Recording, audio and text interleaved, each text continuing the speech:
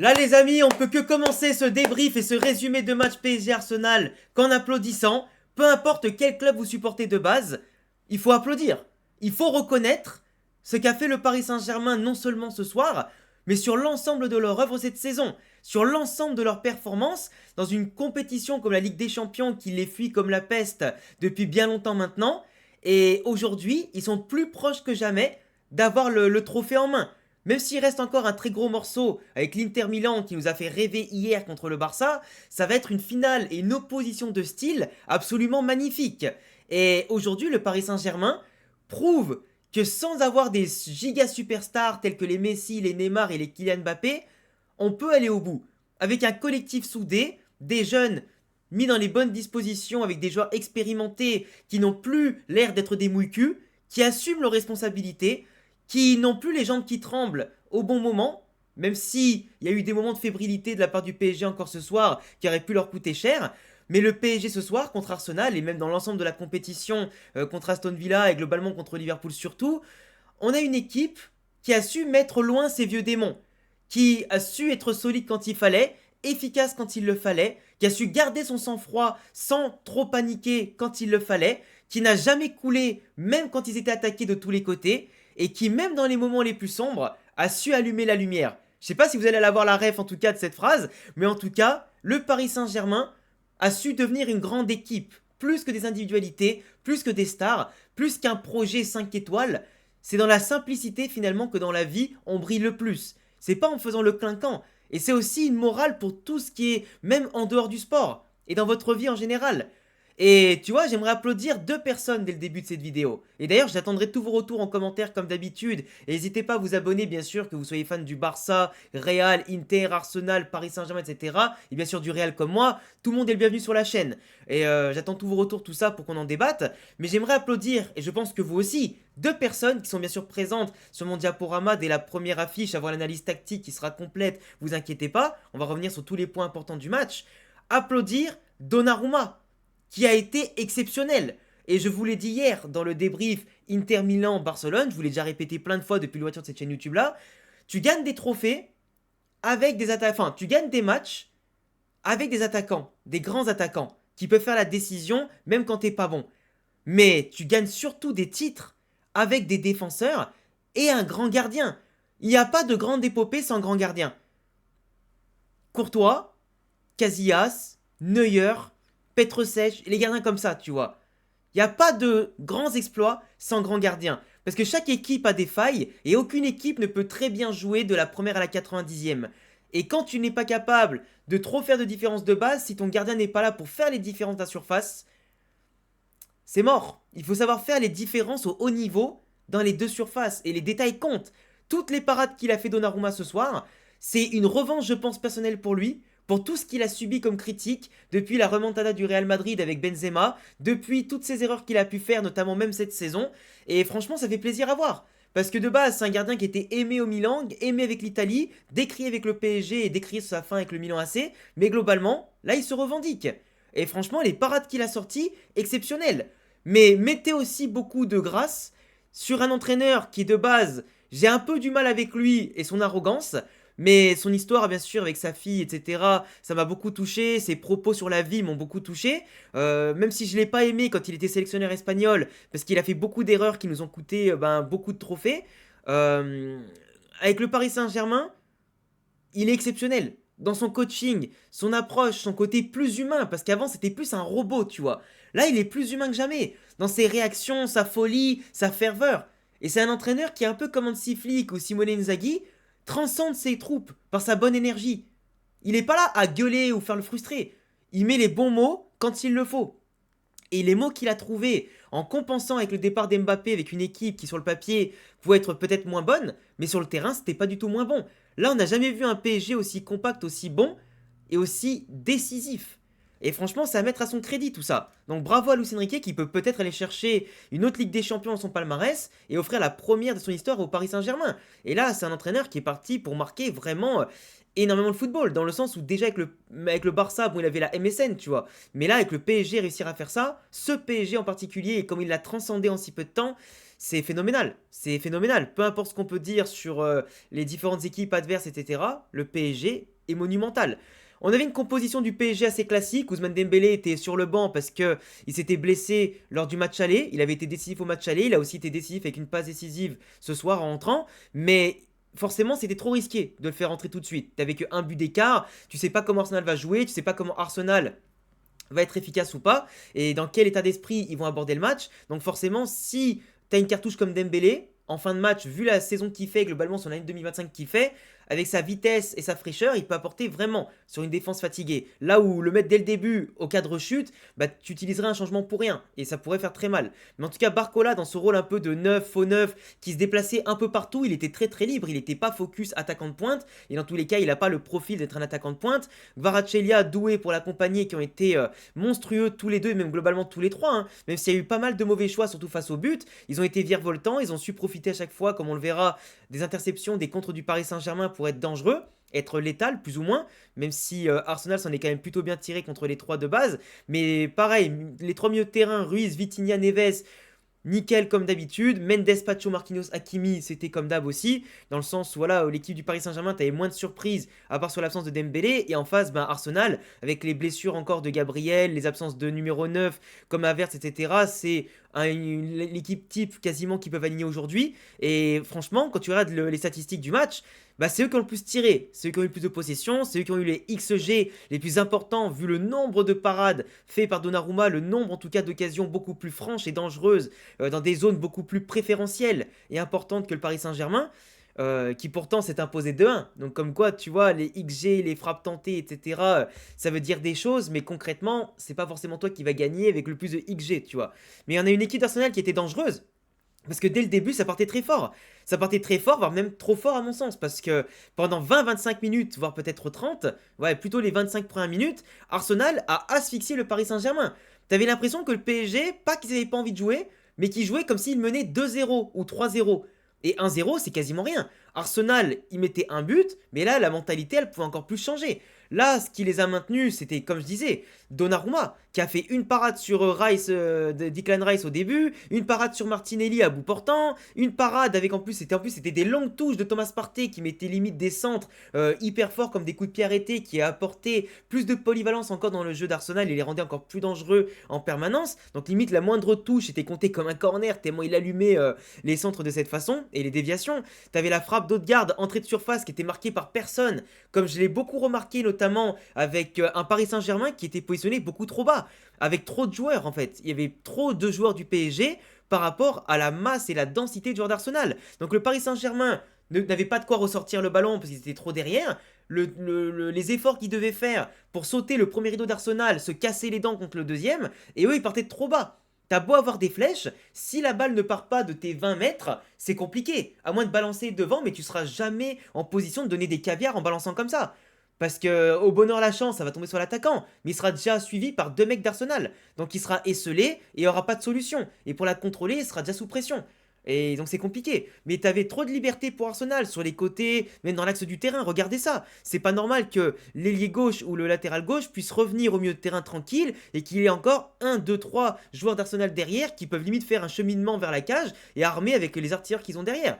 Et tu vois, c'est pas normal que Luis Enrique, à mon sens, même si je pense que c'était pas prévu, hein, je pense que les joueurs du Paris Saint-Germain, ils étaient un petit peu, je vais pas dire paralysés par la tension au début, par l'enjeu, mais je pense que malgré la ferveur du public et malgré qu'ils soient à domicile, ils ont abordé ce match en se disant qu'Arsenal aura peut-être la possession, mais éviter de prendre de risques et quitte à défendre beaucoup trop, tu vois. Mais Arsenal, comme je disais, avec les trois parades, si c'est pas Donnarumma ou si c'est pas un grand Donnarumma ce soir, tu peux être à 1 ou 2-0 pour Arsenal au bout de 10 minutes. Et c'est pas le même match, c'est clairement pas le même match. Là, le PSG, peut-être qu'il s'en relève pas, tu vois ce que je veux dire ou pas. Et après, donc, comme je disais, pour moi, ils sont partis trop fort, trop vite, parce qu'après les 20-25 minutes, ils se sont essoufflés, Arsenal. Ils ont trop poussé, ils ont trop tiré sur la corde dès le départ. Ils n'ont pas été plein de sang-froid. Ils se précipitaient beaucoup, t'as eu beaucoup de corners, t'as eu beaucoup de centres, t'as eu beaucoup de frappes contrées et des duels gagnés. Mais le Paris Saint-Germain, comme une grande équipe, sait se montrer létal quand il le faut. T'as beau avoir une équipe qui galère à ressortir, dès que ça partait en interception avec un Arsenal qui était maladroit, comme je disais, qui manquait de patience, ça repartait direct. Désiré Doué, Kvaratskhelia, Barcola, ça finissait en frappe enroulée de la part de Kvaratskhelia directement sur le poteau. Moi, je m'étais levé de ma chaise tellement la frappe, elle était belle. T'as Barcola qui fait le crochet ici, mais qui est tellement lent à prendre la décision que Declan Rice, il attend de le reprendre. Et enfin, du moins de le gêner, et la frappe, elle est trop écrasée. Désiré Doué avec Barcola, c'était rapide, c'était pas mal, mais la frappe était trop molle. Comme à un moment donné, t'as aussi l'association Désiré Doué-Kvaratskhelia, mais il lui donne pas à Kvaratskhelia qui partait en profondeur. C'est un peu dommage. Mais tu vois, t'as quand même cette qualité de fougue, de jeunesse, mais ça manque encore d'intelligence dans les prises de décision. Mais ça suffit pour l'instant pour arriver en finale. Et c'est ça qui est fort. Parce que quand t'as un mec comme Kvaratskhelia, qui joue à Naples, qui a déjà l'expérience de gagner des trophées comme la Serie A, tout ça, d'être désiré par les plus grands clubs, ce mec-là, il a apporté non seulement du dynamisme, de l'intelligence, mais cette expérience aussi. Pour maintenir la balle quand il fallait perdre du temps, pour accélérer, pour dribbler, percuter, savoir quand il faut y aller, quand il faut défendre. Et ce qui est bien, c'est que j'ai l'impression qu'il emmène dans son sillage les Désiré Doué et les Barcola, qui prennent exemple sur lui, son expérience et sa façon de se déplacer. Parce que j'ai trop aimé aussi comment Désiré Doué se baladait sur l'ensemble du terrain. On le voit souvent dans l'axe, on le voit souvent alterner sur les côtés et par ses performances balle au pied au milieu de terrain face au jeu, il arrivait à casser des lignes, à remonter le ballon pour le Paris Saint-Germain et après il a lâché plus ou moins vite. Mais c'était très dur de lui prendre le ballon. Et c'est pour ça que j'adore les mecs comme Désiré Doué, de vrais artistes qui n'ont peur de rien, qui ont cette insouciance de la jeunesse et qui osent tenter des choses, de gagner 20-30 mètres, mais toujours en étant à l'affût pour décaler le ballon. Pas en la perdant bêtement sur un contre à se regarder jouer, tu vois. Mais ce qui est marrant, c'est que t'as beau avoir les trois qui étaient très bons, en l'absence de Dembélé qui est rentré plus tard, la décision est venue de Fabian Ruiz, qui là, t'as le centre repoussé par Arsenal. Arsenal qui pourtant laisse Martinelli ici pour faire gaffe, contrairement au Paris Saint-Germain, aux artilleurs qui peuvent venir frapper de loin comme Mendes ici ou Hakimi. Et pourtant, Fabian Ruiz la récupère. Contrôle intelligent qui vient effacer Martinelli au pressing. Et il te met une frappasse du gauche qui finit au petit filet. Enfin, ras du poteau, quoi. À mi-hauteur, mais c'était exceptionnel. Et pour moi, Fabian Ruiz, qui était le meilleur espagnol à l'Euro 2024, avec Dani Olmo, tu vois, c'était exceptionnel de le voir au Paris Saint-Germain, de se critiquer, mais finalement maintenu dans le 11 avec une confiance totale de la part de Luis Enrique, qui je crois, alors je me rappelle plus, mais je crois qu'il l'avait pas amené au Mondial 2022, je sais plus, mais en tout cas, je sais que c'était excusé par rapport à lui sur un truc en particulier, mais c'est vrai que Fabian Ruiz, au Paris Saint-Germain, on retrouve petit à petit celui de l'Espagne. Pas autant, mais il a quand même cette capacité à être décisif, à organiser le jeu à côté de Vitinha et de Neves, et les frappasses qu'il est capable de mettre, c'est impressionnant. Et moi, encore une fois, là, t'as 1-0 pour le Paris Saint-Germain à la mi-temps, ils ont subi 25 minutes, 30 minutes, ils ont marqué, après t'as eu des opportunités où l'Arsenal s'est dit putain on a merdé, on profite pas de notre temps fort, et quand tu donnes tout, et qu'en plus tu marques pas dans le temps fort, tu te fais sanctionner, c'est encore plus dur pour revenir. Et Luis Enrique, ce que j'aime bien, c'est que dans toutes les petites phases où il y avait des stops, etc., il rassemblait les joueurs, il donnait des bonnes consignes, mais il transmettait la bonne énergie, tu vois. C'était pas en mode paniqué parce qu'il y avait 0-0, ils étaient dominés. Il remettait les petits ajustements, notamment Pacho, Marquinhos, les relanceurs, etc. Il ajustait en tout cas le positionnement des joueurs en leur donnant des consignes précises. Et bizarrement, plus ça avançait, plus ça allait bien, tu vois. Au-delà de la fatigue d'Arsenal, qui se déconcentrait petit à petit et qui perdait patience. Mais c'était pas mal. La deuxième mi-temps commence un peu comme la première, mais le Paris Saint-Germain joue un peu plus haut, avec une volonté de faire un peu de pressing. Tu vois, ici, ils sont quand même 5 à monter autour des 4 premiers relanceurs d'Arsenal et du gardien. Ça veut mettre un peu de pressing, ça veut y aller. T'as quand même Nuno Mendes qui a été mis à partie quand même depuis le début du match. Il avait pris un carton jaune assez tôt, si je dis pas de bêtises, avec Saka qui était quand même assez virevoltant. Forcément, c'est le danger numéro 1 au niveau offensif. Et tu vois, il a d'ailleurs fait une grosse frappe enroulée qui finit avec une grosse parade de Donnarumma. Mais même si le PSG souffrait, reculé avec 2 buts d'avance, ça résiste avec une solidarité exemplaire. Et au moment où il prenait le plus l'eau, il y a une main sur une frappe d'Hakimi. Une frappe de base un peu anodine, mais il y a quand même une main que personne n'avait vue. On pensait que c'était Saka qui avait été touché dans la surface parisienne, etc. Et au final, penalty pour le Paris Saint-Germain. T'as l'occasion à la 68e minute de tuer l'éliminatoire. Et au final, Vitinha qui fait une frappe, mais interdite. C'est une frappe du démon. Il la place, mais elle est tellement molle que ma grand-mère aurait eu le temps de l'intercepter, frérot. Avec sa hanche en plastique. C'est pas normal. À ce niveau-là, pourtant le plus serein, l'un des plus techniques, il est censé casser la cage ici. Et c'est pour ça que moi j'ai un peu du mal avec certains joueurs. Alors parce que j'adore Vitinha. Mais là, à ce moment-là du match, il faut que ce soit un tueur qui tire. Faut pas que ce soit un mec trop technique et tout, parce qu'il veut trop la placer. T'as un peu les jambes qui tremblent à ce moment-là, parce que t'as la pression d'aller en finale. Et pour moi, il faut un tueur ici. Il faut quelqu'un qui casse la cage, qui a pas peur de mettre une frappe en lucarne lourde. Tu vois ce que je veux dire ou pas? Après, bon, Tu peux te dire qu'ici, ça aurait pu être un tournant pour Arsenal, mais Dembélé est rentré, hyper sérieux, concentré, parce qu'il sait que c'est un match important pour lui dans la course au Ballon d'Or, évidemment. Si le PSG se qualifie avec les joueurs du Barça éliminés, il a sa chance. Combinaison, Kvaratskhelia qui centre avec Hakimi, et je vous ai mis la petite image d'un autre plan en plus petit. Hakimi, il est ici, les gars. Le mec, ce que j'adore avec lui, c'est un peu comme avec Frimpong, avec Grimaldo côté Leverkusen sous Xabi Alonso. C'est des latéraux tellement offensifs qui vont apporter, tout comme aussi Alexander Arnold à Liverpool, leur présence au milieu de terrain, dans la projection. C'est des défenseurs qui savent marquer, qui aiment marquer. Autant qu'ils aiment faire des passes D. Mais les mecs sont toujours là avec leur volume de jeu, prêts à courir et l'essuie-glace de A à Z pendant 90 minutes. Il a une présence folle et une intelligence d'aller chercher la balle là sur le pressing, aller contrer sur Dembélé qui la remet intelligemment une touche de balle. Petit contrôle, il n'est pas attaqué, il a largement le temps d'amorcer. Et ça rentre petit filet. Il se pose pas de questions. Et c'est pour ça que j'adore ce genre de joueur là. Parce que ça se pose pas de questions. Ça se pose pas de questions. Et d'ailleurs, Dembélé, au passage, il a battu le record de Kylian Mbappé avec 12 GA, donc buts et passes décisives sur une seule saison de Ligue des Champions. C'est phénoménal et c'est un symbole aussi, comme quoi le renouveau a été excellent et qu'aujourd'hui le Paris Saint-Germain est prêt à aller plus loin. Et d'ailleurs, quand tu vois ça, à mon sens, il y avait faute de Trossard sur Marquinhos. Mais sur un pressing et tout, il fait la faute et tout. Moi, je pense qu'il y a faute, du moins il y a contact.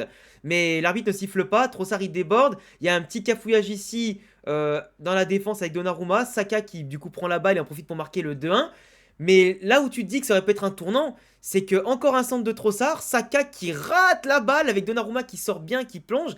Mais Saka qui rate le doublé. Si Saka met le doublé à la 79e minute, là, tu peux te dire que le Paris Saint-Germain, même s'ils avaient encore un but d'avance, ils auraient pu ressortir sur leur vieux démon.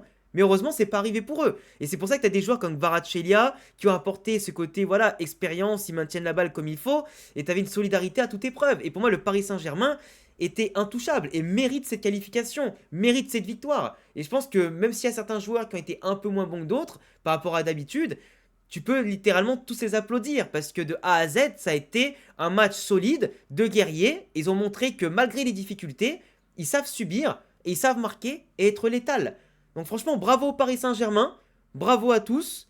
Et puis ben, on regardera bien sûr avec attention la finale Paris Saint-Germain-Inter Milan. Et puis que le meilleur gagne, évidemment.